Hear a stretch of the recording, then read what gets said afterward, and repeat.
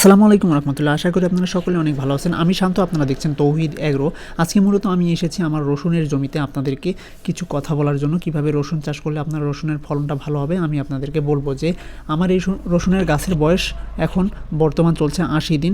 আমি এই রসুন গাছটির লাগাইছি হচ্ছে অগ্রহায়ণের 9 তারিখ এবং আপনার নভেম্বরের 24 তারিখ।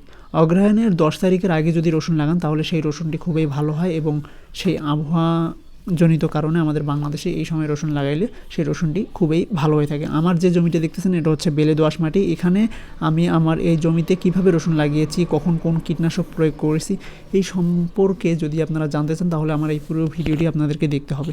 প্রথমে বলে নিই এই রসুন যে আমার এই 12 শতক মাটিতে আমি কতটুক রসুন লেগেছি। আমি যখন এই রসুনের কোয়াগুলো খোলটানোর পরে রসুনগুলো মেপে দেখেছি আমার এই 12 শতক জমিতে রসুন লেগেছে 30 কেজি রসুন।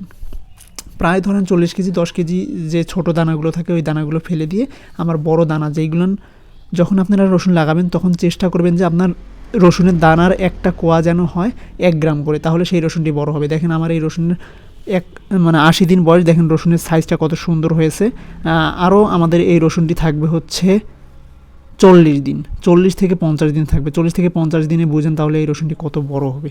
এখন মোটামুটি গরম ভাব চলে এসেছে। এখন ফেব্রুয়ারি মাসের আজকে হচ্ছে প্রায় 12-13 তারিখ। এই তারিখের মধ্যে দেখেন রসুনের নিচে গুটি নামার চলে এসেছে আর রসুনের সাইজগুলোও খুব মোটা হয়েছে। আশা করা যায় যে আমার এবারের রসুনগুলো খুব ভালো হবে। আর কি কি ট্রিটমেন্ট করব আর কি কি ট্রিটমেন্ট করেছি এই সম্পর্কে যদি আপনারা জানতে চান তাহলে কিন্তু আমার ভিডিও আপনাকে দেখতে হবে। একটা ভিডিওতে সব কিছু বলা সম্ভব না। আমি আপনাকে কিছু কিছু ধারণা দেওয়ার চেষ্টা করব। এটা হচ্ছে আমার প্রথম ভিডিও 80 দিনের।